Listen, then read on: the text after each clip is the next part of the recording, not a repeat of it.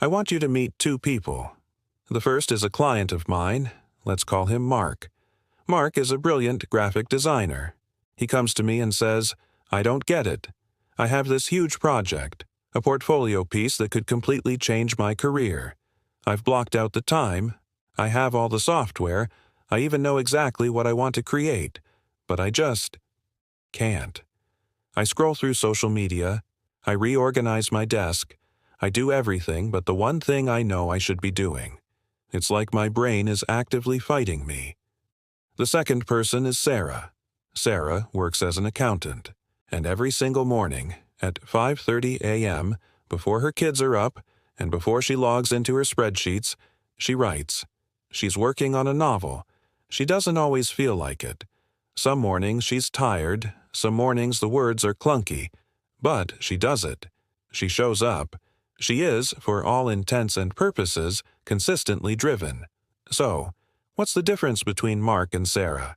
Is Sarah just a more disciplined person, born with a better moral character?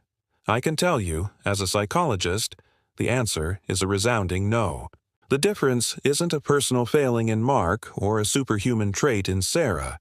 The difference lies in their understanding of, and their alignment with, the fundamental psychological engines of motivation. And today, we're going to dismantle those engines to see how they work.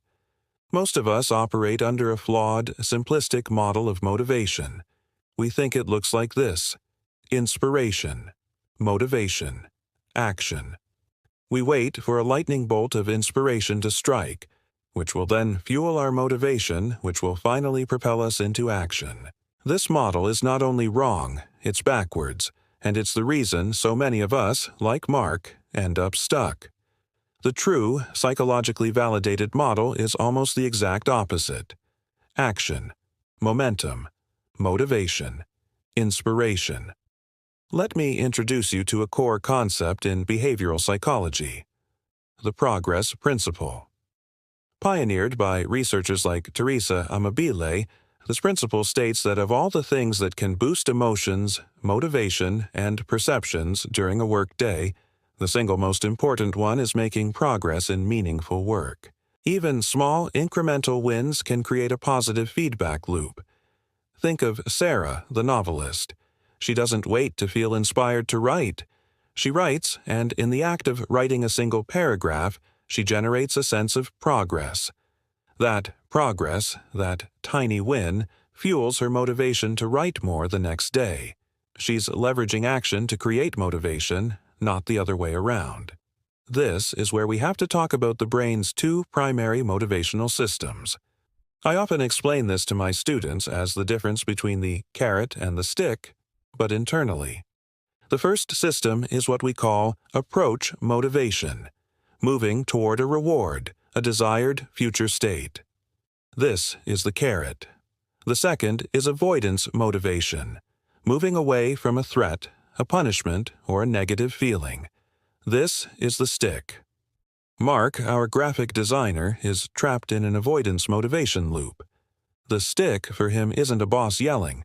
It's the internal threat of failure, of judgment, of the immense pressure he's put on this one project. His brain, in a well-meaning but misguided attempt to protect him from this potential pain, tells him to avoid the task altogether. Hence, the frantic desk organizing. It's a displacement activity to escape the discomfort. His motivation system is working, but it's working to move him away from the work, not toward it. Sarah, on the other hand, has connected her writing to a powerful approach motivation. She's not just writing to avoid not being a novelist. She's writing because she is pulled by the vision of holding her finished book, by the joy of creation, by the identity of being a writer. Her brain sees the activity as a path to a reward. So, how do we shift from avoidance to approach? How do we trigger that initial action that starts the progress principle flywheel? We use what I call cognitive engineering. We deliberately design our tasks and our thinking to make starting easier and more rewarding. The first tool in our toolkit is task chunking. The human brain is notoriously bad at grappling with massive, amorphous goals. Write a novel is paralyzing. Lose 50 pounds is overwhelming. But write 200 words or go for a 15-minute walk are manageable. We have to break down our grand, approach-oriented visions into avoidance-proof chunks. The goal is to make the first step so small that the resistance to starting is lower than the minor discomfort of beginning. I told Mark to forget about the career-changing portfolio piece and to simply open his software and create a new document, 100 pixels by 100 pixels, and just play with one color gradient for 5 minutes. No pressure. The moment he did that, the paralysis broke. He had taken an action. He had created a tiny piece of progress. The second, and perhaps most potent tool, is understanding the Goldilocks rule. Psychologists find that people are most motivated when they are working on tasks that are right on the edge of their current abilities. Not too hard, not too easy, but just right. A task that is too easy leads to boredom. One that is too difficult leads to anxiety. That sweet spot in the middle is where we find flow, that state of deep immersion where time falls away. Mark's project was firmly in the too hard zone, triggering anxiety. By chunking it down, he moved the very next action into the just right zone. Sarah, by writing every day, is constantly calibrating. Some days the writing is easy, some days it's a struggle, but it's always within her challenge. Skill balance, which keeps her coming back. Now, all of this is well and good for getting started, but what about staying driven over the long haul? This is where we move from behavior to identity, and that's where the real magic happens. The most sustainable form of motivation is when a behavior becomes integrated into your sense of self.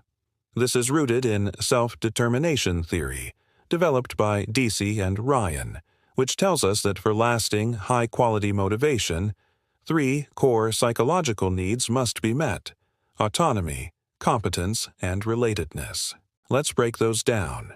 Autonomy is the need to feel in control of your own actions and goals. You're not being forced, you are choosing. If Mark is only doing this project because he feels his boss or the industry expects it, his autonomy is low.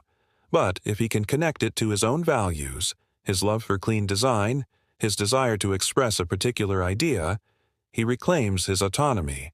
I asked him, forget the job for a moment. What part of this project could be genuinely, personally fun for you to design? That question was about restoring autonomy. Competence is the need to feel effective and capable in your activities. This is the progress principle in action. Every time Sarah finishes a page, her sense of competence grows. Every time Mark mastered a small chunk of his software, he felt more competent. We have to structure our lives to create these regular, visible markers of competence. Finally, relatedness is the need to feel connected to others, to a community or a purpose larger than oneself. Is Mark's project just for him in a vacuum? Or is it part of a community of designers, a way to contribute to a conversation? Is Sarah's novel a solitary pursuit? Or is she part of a writing group, writing for future readers? Connecting your drive to other people provides a profound source of fuel that goes beyond your own willpower. Let's bring this all together. Motivation isn't a mysterious force that blesses a lucky few. It's a psychological process, a set of systems that can be understood and engineered. It begins with flipping the script. You don't need to feel motivated to act. You need to act to generate motivation. You start with a tiny, almost laughably small action to trigger the progress principle. You design that action to be in the Goldilocks zone, just the right level of challenge. And you fuel the entire system by connecting it to your deep psychological needs for autonomy, competence, and relatedness.